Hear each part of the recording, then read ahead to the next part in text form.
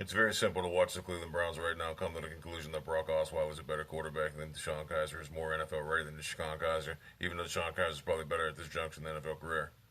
However, I watch the game. When I watch a game, I analyze it and break it down like it would be my job on National Football League, whatever. And I'm here to tell you right now that if I'm running the Cleveland Browns, even though I like Brock Osweiler, I believe he has the tools, but he's an erratic Derek Anderson. I believe Deshaun Kaiser at this juncture would be better suited, better chance to win at this juncture than Brock Osweiler. And I'm going to tell you why. The NFL with Brock Osweiler just doesn't look like he gets in a rhythm. Maybe it's a combination of Hugh Jackson's bland offense in the preseason or what. I don't think what they're doing at this juncture with Brock Osweiler is going to make him any good in the regular season. Now, given if they expand the offense like they will, at this juncture in the regular season, I believe Brock Osweiler can perform. But I think Deshaun Kaiser overall gives us a better... Listen, he does hold on to the ball. His internal clock's a little fucked up. But that will come in time. Carson Wentz, he started last season. The Browns should do the same thing with Deshaun Kaiser, and I'm going to tell you why. It would be beneficial for the Browns moving forward, because if he fucking fails miserably, then we know what we need to do next draft. But if he shows improvement every quarter of the season, not gamely, but every quarter of the season, then you have a player. And I believe in Deshaun Kaiser. I believe in him. The running backs the Browns have are studs. The line's a stud. The receiving corps, if I was running the Browns, I would have took a gamble and gave Terrell Pryor what he wanted. That's what I would have done. Lock him up for 4 or 5 years, because let's be honest about it. Josh Gordon's never coming back, and Terrell Pryor's not the problem Josh Gordon was. What are you doing, bro? You fucking beast. I believe in what I'm seeing there. I believe in it. The defense looks good. It does. Jabril Peppers looks like a stud. Hold on. You want in on this? Hold on. Does Jabril Pepper look like a stud?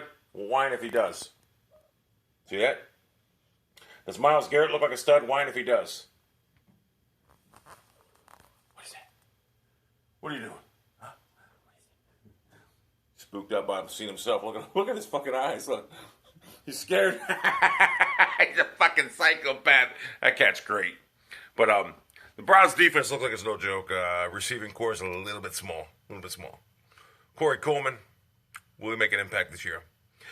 I do like the Browns defense. Offensive line, though, I love it. And maybe we'll just go back to Marty Ball. 5 yards in a cloud of dust. Maybe we do that. Although I don't know about you, when I watch football, I like to see the aerial show. I do. I like to see an aerial show. I'm not much on watching running backs perform, although we do have one of the best, probably the best in the NFL right now, Isaiah Crowell and Duke Johnson and Days. Days is a beast. You guys are going to see some fucking movement out of him that's unfucking unbelievable. I remember this one idiot from Canada. I mean, this guy doesn't know any better. He's a Canadian. He doesn't know about American sports. But he thought Robert Turbin was going to be the next Marshawn Lynch. He goes, oh, this guy's better. He's like, oh, he's built better? He's just better. He's better. Never seen him play just because of his build. I don't even think Robert Turbin's in the league anymore. Oh, and if I'm the Browns right now, seriously, I really seriously consider cutting Joe Hayden. That guy's terrible. He is. The only thing he's good for, honestly, is watching the Cavaliers. That's it. The guy's just lost it. He lost it 2 years ago. Everyone blamed on the injuries. I knew it wasn't injuries. At certain points in athletes' careers, they lose their ability to do what they did great at one time, and he lost it 3 years ago. He's no longer any good. He's no longer you cannot justify keeping him at that salary. If you want to keep him at $1 million a year, yes, you can do that. But that's what you're paying him at this juncture, no fucking way. You got to get rid of him, unload him. So, the worst we're going to have out of Osweiler is erratic throws. That's it. I mean, he's going to throw high, low, erratic. I think Kaiser, you bring him along slowly. I think potentially have a future Hall of Famer. But the defense is right there right now. The defense is a top 5 unit in the league. At this juncture, it really is. I do. I believe the defense is going to be a top 5 in this league. I do. I just feel Greg Williams has got some pieces that he can work with. I believe. There's at least 4 or 5 pieces on that defense you can work with, and I believe it's going to be pretty studly. So, Browns looking at 8-8 this year. Good record, 8-8. Good record. 7-9, 8-8.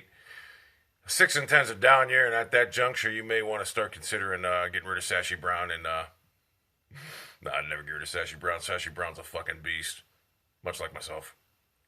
Anyway, that's the morning video on the Cleveland Browns when I perceived when I watched the game last night through the eyes of a football analyst. I seen some hope, and I seen some worries, but not as much worries as hope.